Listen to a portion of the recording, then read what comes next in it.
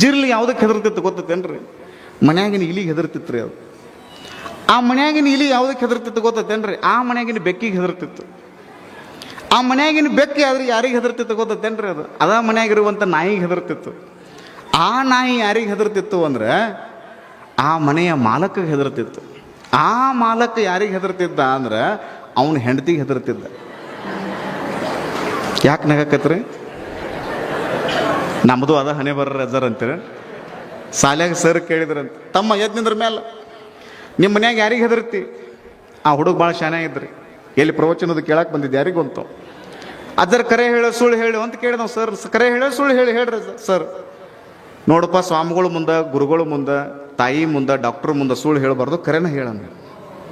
Sir, ನಾ ಕರೆ ಹೇಳ್ತೀನಿ ರೀ, ನಮ್ಮ ಮನ್ಯಾಗ ನಮ್ಮ ಅವ್ವಾಗ ಹೆದರ್ತೀನಿ ರೀ ಅಂದ. ನಿಮ್ಮ ಅಪ್ಪಗೆ ಯಾಕೆ ಹೆದರಂಗಿಲ್ಲ ಅಂತ ಸರ್ ಕೇಳಿದ್ದಕ್ಕೆ ಅವ ಹುಡುಗ ಅಂದ, ನಮ್ಮ ಅಪ್ಪನೂ ನಮ್ಮ ಅವ್ವಾಗ ಹೆದರ್ತಾನೆ ರೀ, ಅದಕ್ಕೆ ನಮ್ಮ ಅವ್ವಾಗ ಹೆದರ್ತಾನೆ ರೀ.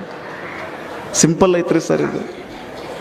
ನಾನು ಹೇಳೋ ಕತೆ ಎಷ್ಟು ಚಂದ ಅದ ನೋಡ್ರಿ. ಮನ್ಯಾಗಿನ ಜಿರ್ಲಿ ಇಲಿಗೆ ಹೆದರ್ತಿತ್ತು, ಇಲಿ ಬೆಕ್ಕಿಗೆ ಹೆದರ್ತಿತ್ತು, ಬೆಕ್ಕು ನಾಯಿಗೆ ಹೆದರ್ತಿತ್ತು, ನಾಯಿ ಮನಿ ಮಾಲಕಿಗೆ ಹೆದರ್ತಿತ್ತು, ಮನಿ ಮಾಲಕ ಅವ್ನ ಹೆಂಡತಿಗೆ ಹೆದರ್ತಿದ್ದ. ಅವನ ಹೆಂಡತಿ ಯಾವುದಕ್ಕೆ ಹೆದರ್ತಿದ್ಲ ಅಂದ್ರೆ ಮತ್ತೆ ಅದ ಜಿರ್ಲಿಗೆ ಹೆದರ್ತಿತ್ತು ನೋಡ್ರಿ. ಮಜಾ ಇಲ್ರಿ, ಬರೀ ಹೆದರುದ ನೋಡೋದ ಜೀವನ. ಇದು ಸರ್ಕ್ಯುಲೇಷನ್ ಚಂದ ಇಲ್ರಿ, ಇದು ಸೈಕಲ್.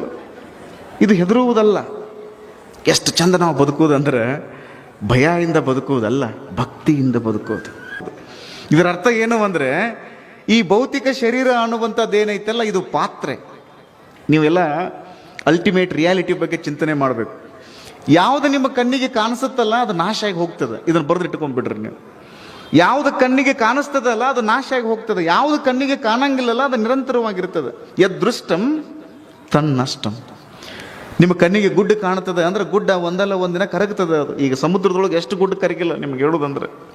ನೀವು ಚಂದ ಮನೆ ಕಟ್ಟಿರಿ ಅಂತ ನೀವು ಹೇಳ್ತೀರಿ, ಒಂದಲ್ಲ ಒಂದಿನ ಮನೆ ಬೀಳ್ತದೆ. ಅದು ಎಷ್ಟು ಚಂದ ಕಟ್ಟಿದಿ ಮಾಳಿಗೆ, ನಿನಗೆ ಹೋಗುವುದು ಬಂತಲ್ಲೋ ನಾಳಿಗೆ.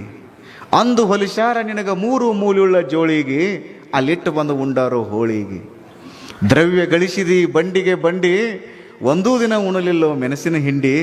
ಸಾಯೋ ತನಕ ಬರೀ ಸಪ್ಪನ ಅಂಬ್ಲಿ ಉಂಡಿ, ಸತ್ತ ಮೇಲೆ ಹೇರ್ತಾರೋ ನಿನ್ನ ತಲೆ ಮೇಲೆ ಹೆಂಡಿ ಅಂತ ಕಡ್ಕೊಳ್ಳೋ ಮಡಿವಾಳಪ್ಪನವ್ರು ಬರೀತಾರೆ. ತುಂಬ ಚೆನ್ನಾಗಿರುವಂಥ ಮಾತುಗಳನ್ನು ಬರೀತಾರೆ ಜವಾರಿ ಭಾಷೆಯೊಳಗೆ. ನಮ್ಮ ತಾಯಿಯ ಭಾಷೆಯಲ್ಲಿ ಅವರು ಅಂಥ ಅದ್ಭುತವಾದ ತತ್ವಗಳನ್ನು ಬರಿತಾ ಹೋಗ್ತಾರೆ.